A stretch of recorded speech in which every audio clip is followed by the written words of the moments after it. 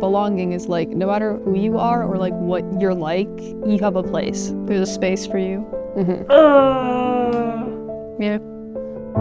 We put a lot of effort into helping him, support him. He could still be who he is, but he would be loved and have the opportunity to form those strong relationships.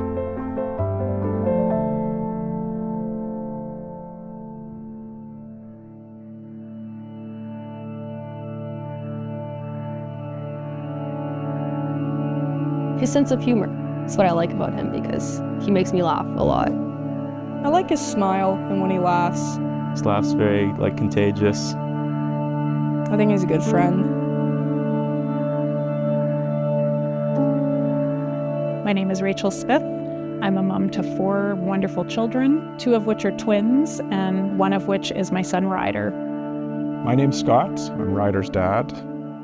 Ryder is currently 15 years old, and he is diagnosed with cerebral palsy. We found out, I think within the first week or so that the boys were born, that Ryder had perioventricular leukonoma. It was a very hard conversation to have, and I just kept asking this doctor, are you trying to tell me that my son has brain damage? I did finally get him to say, yes, that is what that means.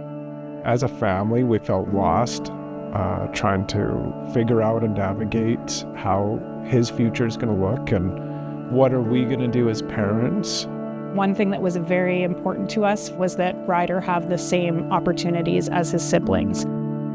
One thing that all of our children have participated in is community club soccer, and we really wanted the boys to have that same experience. We weren't sure what exactly that was going to look like, but we knew we wanted to make it happen. We worked with the Children's Rehabilitation Center. They built a scoop on the front of it, painted it up, put his number on the side of it. We were pretty worried about how he would be accepted, how he would be viewed, and would other families accept him on the field? Would other children accept him on the field? And immediately the kids accepted him. We really knew that was the case when he scored a goal. And oftentimes when a kid scores a goal, one side cheers. But when Ryder scored, both sides of the field just roared and celebrated.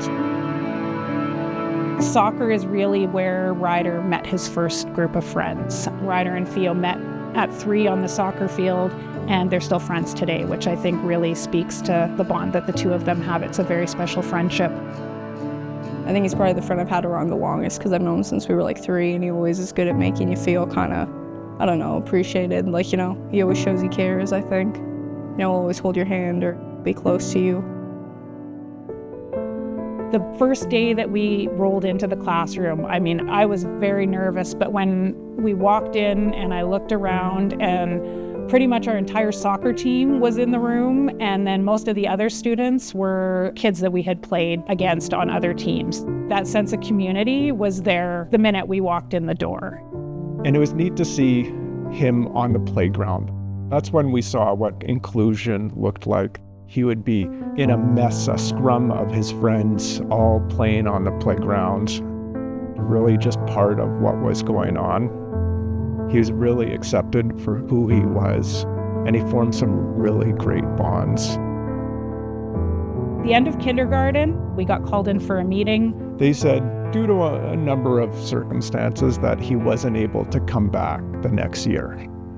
My heart was literally on the floor. I didn't know what to say. I think I immediately burst into tears.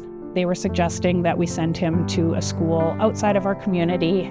We were told that this school is inclusive and it's fully accessible, that it would meet all Ryder's needs. And when we got there, they had an accessible playground. They had occupational therapists. That are on site, 4 out of 5 days a week. They had bikes, they had physiotherapists. So much equipment. We happened to be there at recess when we went on this tour, so show us this accessible structure. So they took us outside, and what drew our attention immediately was that there was 3 little boys in wheelchairs. They weren't anywhere near the accessible play structure, and their staff were all sitting at a picnic table congregating with each other.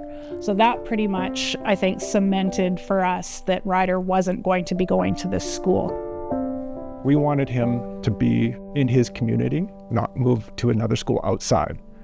We wanted him to be with his friends that he met through playing soccer, and most importantly, to be with his siblings, with his brother and his older siblings in the same school. We just ended up saying he's going to come back in September, and they did eventually figure it out. There's a big difference between what is inclusion and what is accessible. You can have all of those equipment-based things that make a building accessible, but I think it's changing mindsets that really is what true inclusion and accessibility is all about. There needs to be that acceptance there and that true treating people like they are part of the community.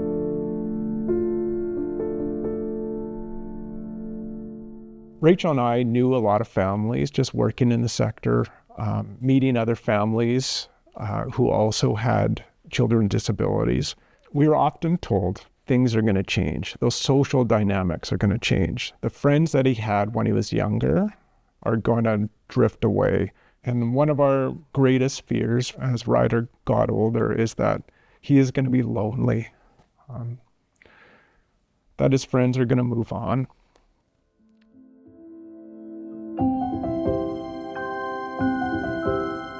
As a family, we would often play Dungeons and Dragons together.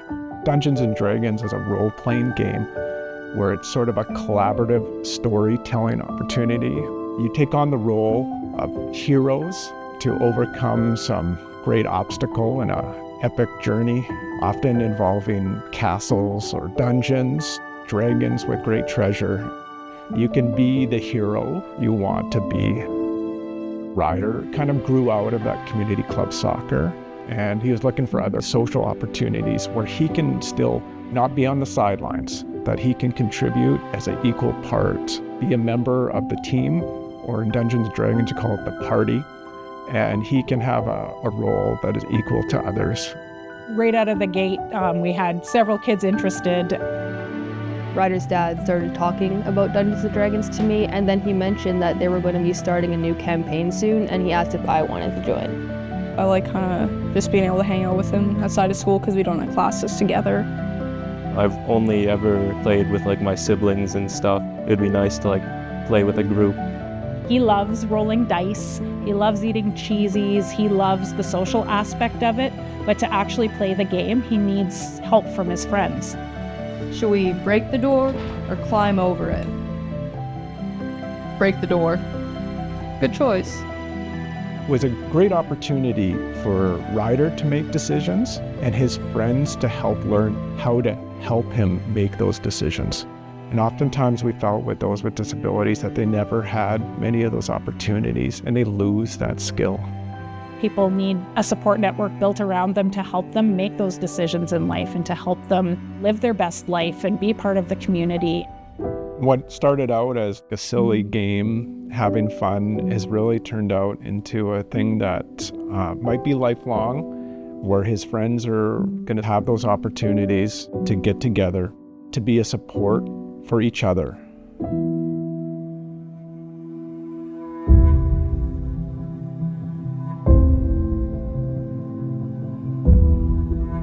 It's those kids that are the best at inclusion. It's really the adults with all the stigmas and experiences and stereotypes built in over the years, that it's the kids who know inclusion the best.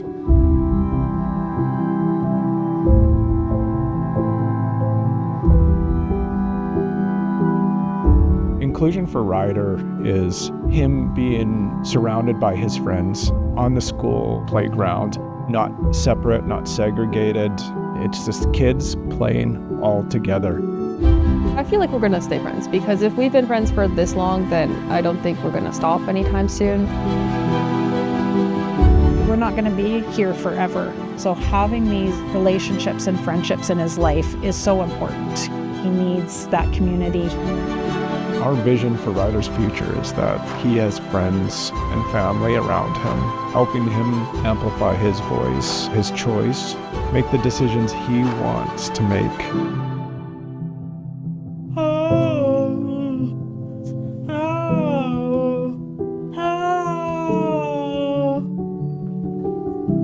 I would love to say that we have it all figured out, but we definitely don't. And I feel like Ryder is going to help us find, what the next part of his journey is. Yeah, he'll decide his journey forward.